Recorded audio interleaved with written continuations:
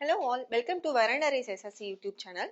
So என்ன அப்படின்னா நமக்கு இப்போ ரீசெண்டா என்ன நோட்டிபிகேஷன் வந்திருக்கு அப்படின்னு சொல்லி பாத்தீங்கன்னா RRB ALP உடைய நோட்டிபிகேஷன் வந்திருக்கு. அண்ட் நம்ம யூடியூப் சேனல்ல கூட RRB ALP பேஸ் பண்ணி டாபிக் வைஸா டெய்லி வந்துட்டு சீரீஸ் பார்த்துட்டு தான் இருக்கோம். சரிங்களா? சரி, இந்த RRB ALPங்கிறது என்ன அப்படின்னா ரயில்வே ரிக்ரூட்மெண்ட் போர்ட்ல இருந்து அசிஸ்டன்ட் லோகோ பைலட்கான ஒரு வேகன்சிஸ், அதாவது அசிஸ்டன்ட் லோகோ பைலட்கான ஒரு ரிக்ரூட்மெண்ட் தான். சரிங்களா? சோ இது யார் யாரு அப்ளை பண்ணலாம், யார் யாரு எலிஜிபிள் அப்படிங்கிறது தான் இதுல பார்க்க போறோம். தட் மீன்ஸ் 2024 RRB ALP உடைய எலிஜிபிலிட்டி கிரைட்டீரியா என்ன அப்படிங்கிறது தான் இந்த வீடியோல நம்ம பார்க்க போறோம். சரிங்களா? சரி, வாங்க பார்க்கலாம். ஃபர்ஸ்ட் RRB ALPனா என்னன்றத நீங்க ஹவு டு அப்ளை வீடியோலயே பார்த்திருப்பீங்க. அசிஸ்டன்ட் லோகோ பைலட்கான ஒரு வேகன்சிஸ் தான் ரிலீஸ் பண்ணிருக்காங்க. சரி, வேகன்சிஸ் எவ்வளவு இருக்கு அப்படின்னு சொல்லி பாத்தீங்கன்னா 5696 வேகன்சிஸ் இருக்கு. சரியா?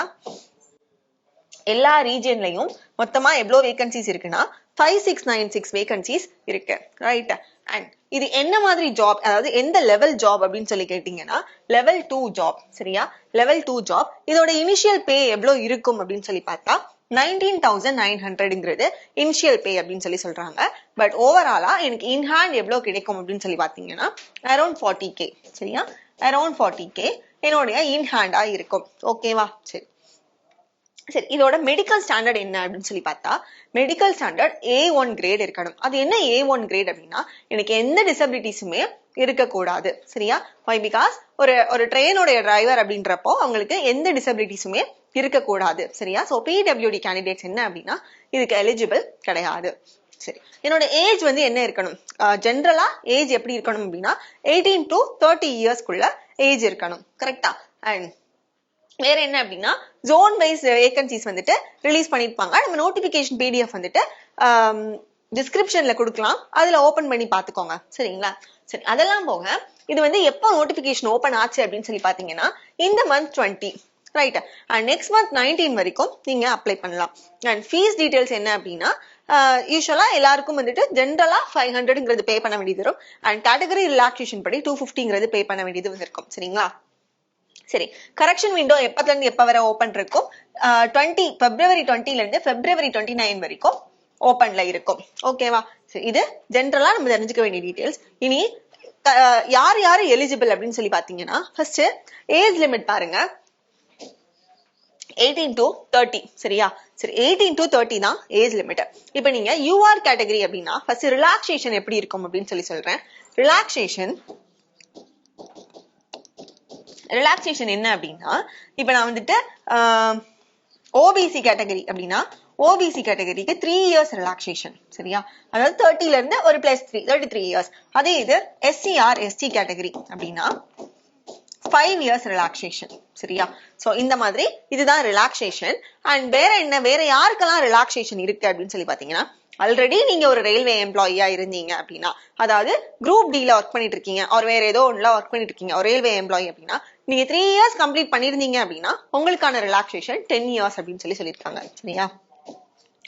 உங்களுக்கான ரிலாக்ஸேஷன் என்னன்னா 10 இயர்ஸ் அப்படிங்கறத நோட்டிபிகேஷன்ல சொல்லியிருக்காங்க.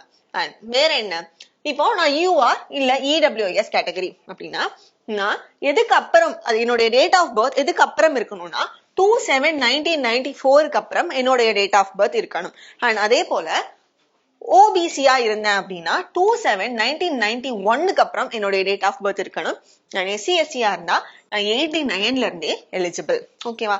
எல்லாருக்கும் லோயர் ஏஜ் லிமிட், அதாவது 2006 அப்புறம் முன்னாடி பிறந்தவங்க மட்டும்தான் இத அப்ளை பண்ண முடியும். ஓகேவா? இங்க பாத்தீங்கன்னா OBC பக்கத்துல NCL அப்படின்னு சொல்லி ஒண்ணு போட்டிருக்காங்க.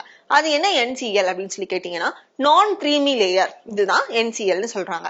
அது என்ன நான் கிரீமி லேயர் அப்படின்னா நீங்க இப்ப OBC கேட்டகரியா இருந்தீங்க அப்படின்னா OBC கேட்டகரியில above 8 lakhs உங்களுக்கு இன்கம் இருக்கு அப்படின்றப்போ நீங்க டிஃபால்ட்டா எதுல ஆட் ஆகிடுறீங்க, UR கேட்டகரியில ஆட் ஆகிடுறீங்க. பிலோ 8 lakhs இருக்கிறவங்க தான் என்ன அப்படின்னா இந்த நான் கிரீமி லேயர், அவங்களுக்கு தான் இந்த ஏஜ் ரிலாக்ஸேஷன் செட் ஆகும்.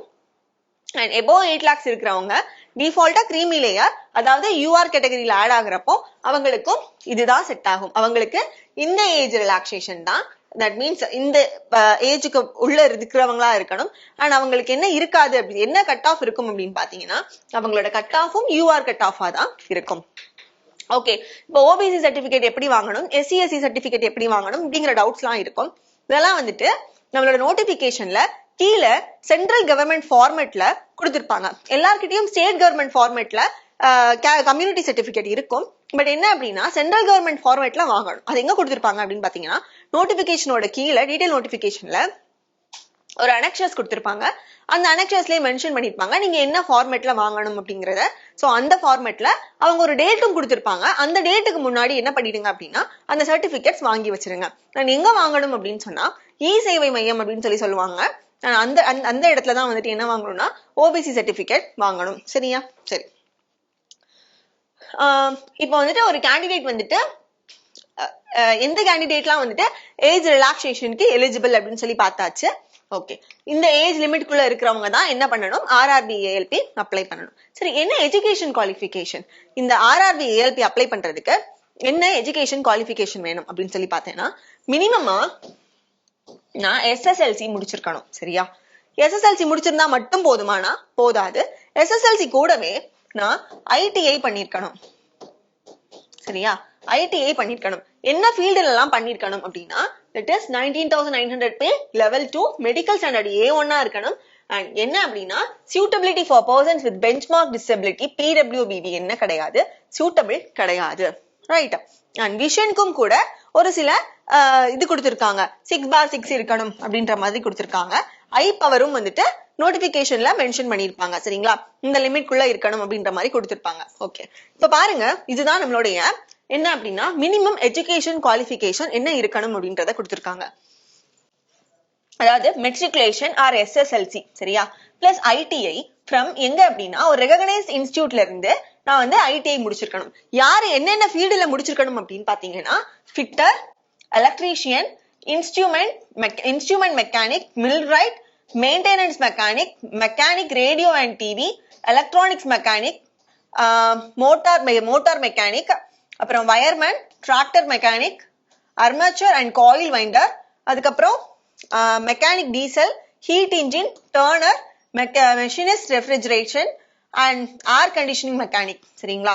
இந்த ஃபீல்டு எல்லாம் ஐடிஐ முடிச்சவங்களா இருக்கணும். அண்ட் இதை தவிர்த்து வேற ஃபீல்டும் இருக்கலாம் ஐடிஐல. அவங்க எல்லாம் என்ன கிடையாது அப்படின்னா எலிஜிபிள் கிடையாது. அதாவது எஸ்எஸ்எல்சி பிளஸ் ஐடிஐ தான். ஆனா ஐடிஐல இந்த குறிப்பிட்ட ஃபீல்ட்ல படிச்சவங்க மட்டும்தான் என்ன அப்படின்னா எலிஜிபிள். சரியா? சரி, அதுக்கப்புறம் இங்க பாத்தீங்கன்னா இது இல்ல, நான் வந்து இந்த கிரேடுக்குள்ள வரல அப்படின்னா எனக்கு இது இருக்கான்னு சொல்லி செக் பண்ணலாம். சரியா? அது என்ன, இதுல என்ன கொடுத்திருக்காங்க அப்படின்னா அதே போல என்னோட மினிமம் குவாலிஃபிகேஷனான எஸ்எஸ்எல்சி பிளஸ் என்ன அப்படின்னா கோர்ஸ் கம்ப்ளீட்டட் ஆக்ட் அப்ரெண்டிஸ்ஷிப் இந்த ட்ரேட்ஸ் மென்ஷன் எபோவ் அப்படின்னு சொல்லியிருக்காங்க. சரியா? இந்த அப்ரெண்டிஸ்ஷிப் எங்க பண்ணிருக்கணும் அப்படின்னா ரயில்வே போர்ட்ல மட்டும்தான் பண்ணிருக்கணும். சரியா? ரயில்வே போர்ட்ல இந்த அப்ரெண்டிஸ்ஷிப் பண்ணிருந்தா மட்டும்தான் அவங்க இதுக்கு எலிஜிபிள். ஓகேவா? அடுத்தது பாருங்க, இதுவும் இல்லை எனக்கு. மெட்ரிகுலேஷன் பிளஸ் 3 years டிப்ளமோ என்னென்ன ஃபீல்டுல அப்படின்னு சொல்லி பாத்தீங்கன்னா mechanical, electrical, electronics, automobile engineering. சரியா? இப்போ நான் ஒரு டிப்ளமோ கேண்டிடேட், நான் டிப்ளமோ முடிச்சிருக்கேன். ஓகே, டிப்ளமோ முடிச்சிருந்த எல்லாருமே எலிஜிபிளா அப்படின்னு சொல்லி கேட்டா கிடையாது. டிப்ளமோ முடிச்சவங்க யார் எலிஜிபிள்னா டிப்ளமோவை 3 years படிச்சவங்க மட்டும்தான் எலிஜிபிள். சரியா? 3 years டிப்ளமோ இங்க மென்ஷன் பண்ணிருக்காங்க, 3 years டிப்ளமோ. சரியா? அப்ப 3 years டிப்ளமோ 12th முடிச்சவங்களா இருந்தாலும் சரி, 10th முடிச்சவங்களா இருந்தாலும் சரி, 3 years டிப்ளமோ முடிச்சவங்க தான் இதுக்கு வந்துட்டு எலிஜிபிள். ஓகேவா? சரி, அட் த சேம் டைம் நான் வந்து ஒரு இன்ஜினியரிங் கிராஜுவேட், நான் வந்து டிப்ளமோ பண்ணல, but I am an engineering graduate, I am eligible அப்படின்னு சொல்லி கேட்டா yes, I am also eligible. Engineering முடிச்சிருந்தாலும் நான் இதுக்கு எலிஜிபிள் தான். சரியா? Combination of various streams of these engineering disciplines from a recognized institution in lieu with ITI. சரியா? அதாவது degree in engineering disciplines as above will be acceptable. அதாவது இந்த diploma engineering எதுல கேட்டிருக்காங்களோ அதுலலாம் நான் இன்ஜினியரிங் முடிச்சிருந்தாலும் நான் இதுக்கு எலிஜிபிள் தான். சரியா? சரி, அப்ப இன்ஜினியரிங்ல நான் என்னென்ன படிச்சிருக்கணும், என்னென்ன ஸ்ட்ரீம்ல நான் இன்ஜினியரிங் முடிச்சிருந்தேன்னா நான் எலிஜிபிள் அப்படின்னு பாக்கலாமா? சரி, பாருங்க, என்னென்ன ஸ்ட்ரீம்ல வந்து நான் இன்ஜினியரிங் முடிச்சிருக்கணும் அப்படின்னு சொல்லி பாத்தீங்கன்னா எலக்ட்ரிக்கல் இன்ஜினியரிங்கா இருக்கணும். சரியா? எலக்ட்ரிக்கல் இன்ஜினியரிங்கா இருக்கணும், இல்லைன்னா எலக்ட்ரிக்கல் பேஸ் பண்ண ஏதாச்சும் ஒண்ணு படிச்சிருக்கணும். ஓகேவா? இப்ப வந்துட்டு அவங்க கொடுத்திருக்காங்கல்ல, இதெல்லாம் வந்துட்டு ட்ரேட், தட் மீன்ஸ் ஐடிலையும் இந்த இதே இது கொடுத்திருந்தாங்க, ரெஃப்ரிஜரேஷன் அண்ட் ஏசி மெக்கானிக் அப்படின்ற மாதிரி கொடுத்திருந்தாங்கல்ல.